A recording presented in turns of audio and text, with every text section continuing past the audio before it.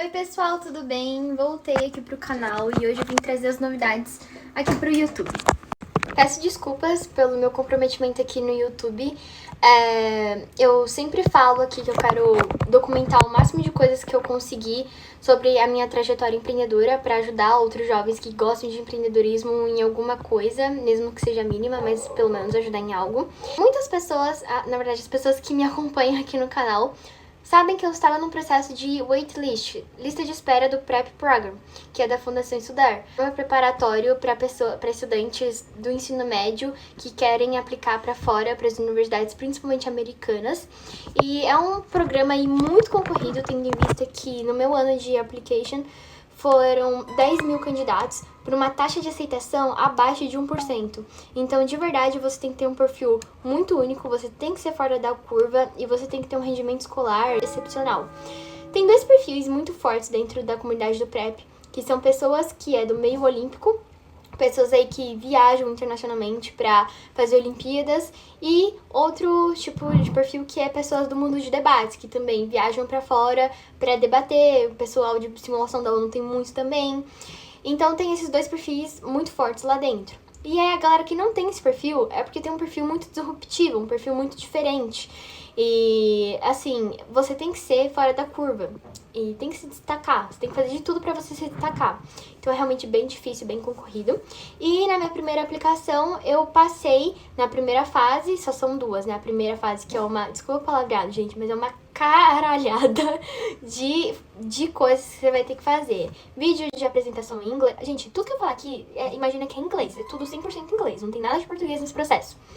Pensa, vídeo de apresentação, A6, que são redações, extracurriculares, que são suas experiências relevantes, e honors, que são premiações, reconhecimentos, e o boletim escolar, né? O histórico escolar, na verdade, que eles pegam do nono ano até o seu ano atual do seu ano de escolaridade.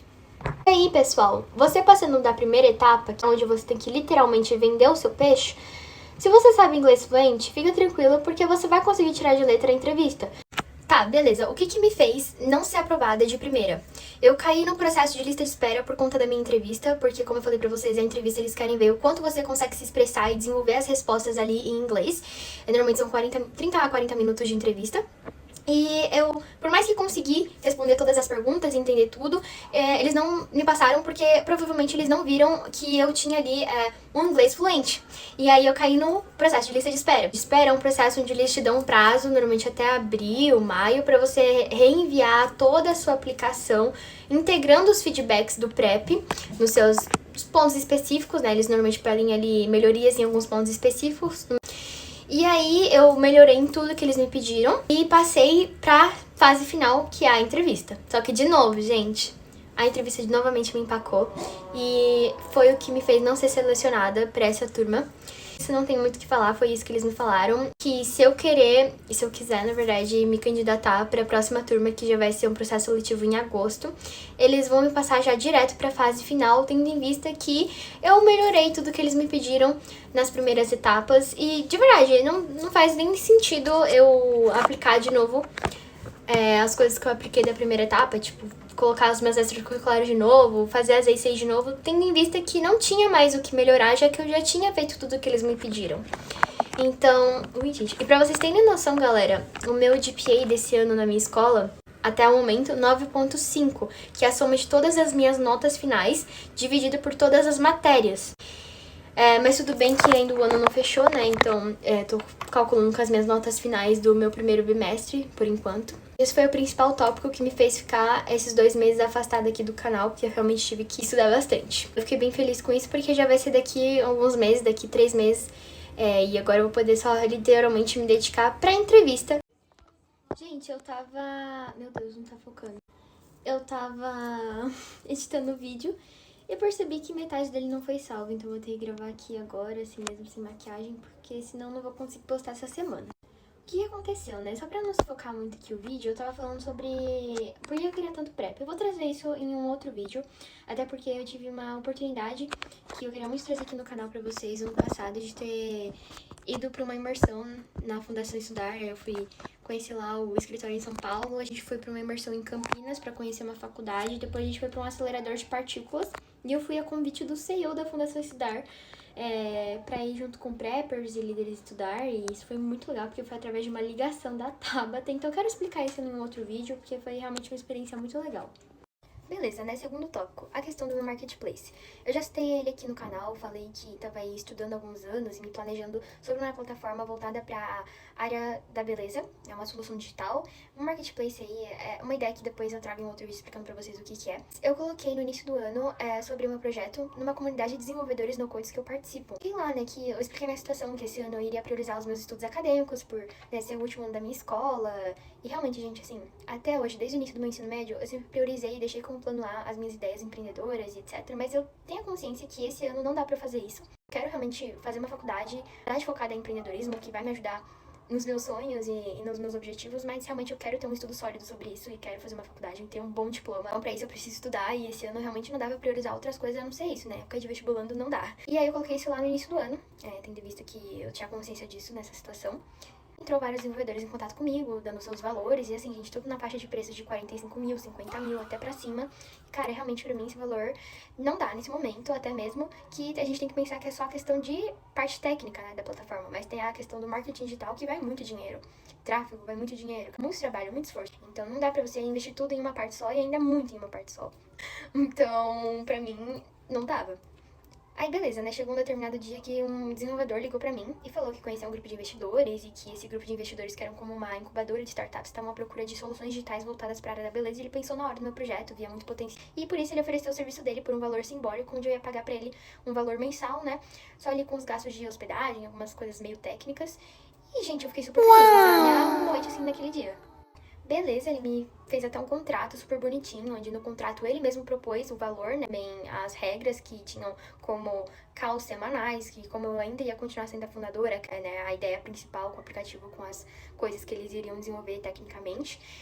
E beleza, né, até então até mandei pro Raul, que é o meu mentor, e ele falou, não tá parecendo golpe, tá tudo certo, beleza, assim, né, assinei e fiquei feliz da vida. Aí já começou alguns problemas, né? Porque na primeira call, o Raul não pôde participar, que era o meu mentor. E eu já tinha explicado isso pro cara. E eu já não entendi por que ele não podia participar, né? Porque não era qualquer pessoa de fora, era o meu mentor, né? De empreendedorismo. Então eu fiquei já meio desconfiada. Mas ok, fiz a reunião com a minha mãe, né? Que era lá como que ia funcionar, etc. E depois ele veio com uma questão de saúde, que a gente teve que parar o projeto por um mês, aí teve uma data de retorno. E eu tive que ser compreensiva, né, galera? Tipo, ser humana e realmente eu até fiquei preocupada com a questão sobre isso. E beleza. Aí chegou a data de retorno. Ele começou a dar desculpa pra tudo, galera. Todas as datas que a gente marcava pra fazer uma call, pra alinhar sobre o projeto, pra eu ver de fato o que ele tava desenvolvendo, nunca rolou. Até hoje eu nunca vi nada do que ele desenvolveu durante todo esse tempo. Desde o início do ano até hoje eu não vi nada. E ele já sabia que eu queria muito, muito, muito. No mês 7 já tá aí conseguindo colocar a plataforma pra algumas competições, algumas questões aí até mesmo com o Sebrae para conseguir estar expondo áreas de tecnologia para captação de leads, como a minha parte estava sendo a parte mais para business, marketing digital, captação aí de leads, eu estava já preocupada com isso, sabe? Até mesmo pela minha experiência com as minhas lojas de dropshipping, eu sabia que aqui investir bastante esforço sobre isso.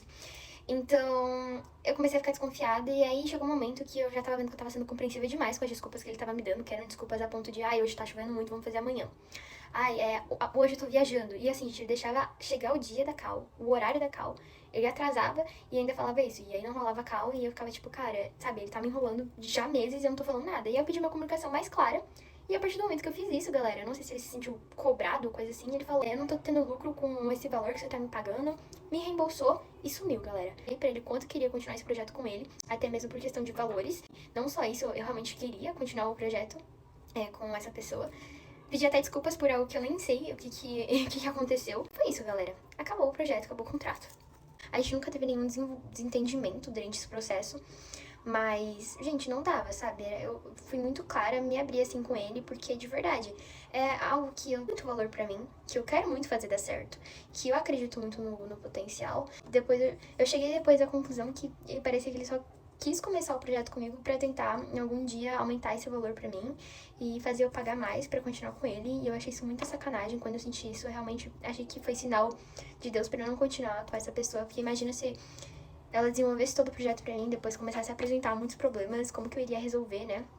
Se só com o primeiro desentendimento foi assim, eu ainda pedi várias desculpas, falei o quanto que eu queria, e mesmo assim ele foi lá e reembolsou, não quis nem papo comigo, então eu acho que ele simplesmente, gente, não sei o que aconteceu, mas acho que ele tava esperando que eu fosse pagar um dinheiro extra pra ele, e não era barato, tá?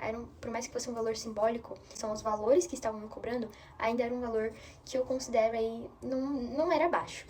Bom, gente, eu espero que com esse vídeo vocês percebam que nós que estamos nessa trajetória empreendedora, a gente recebe mais não do que sim, e muitas das vezes são coisas que magoam a gente, coisas que, assim, pegam às vezes até mesmo no nosso emocional, e isso acaba desmotivando pra caramba, e a gente acaba vendo esperança em nada, e que realmente era minha, assim, parecia que era minha última esperança nesse cara. E aí esse cara meteu o pé, assim, de uma forma tão repentina, realmente me fez ter que me reinventar, sabe? E ter que me adaptar a uma nova solução, a não ser eu mesma desenvolver depois, em um outro período. Então é isso, gente. Não é fácil, tá? E não desista. E eu fico por aqui, eu vou trazer num outro vídeo as novidades boas, porque nesse vídeo aqui eu tô falando as novidades meio que ruins, né? Mas eu vou trazer aqui que aconteceram muitas coisas boas também durante esse período, como fui convidada a um podcast da Tabata, incrível. Fui ontem numa gravação com ela pra falar sobre a mentoria Pé de Meia e com o Abdan, que é o vereador do Embu.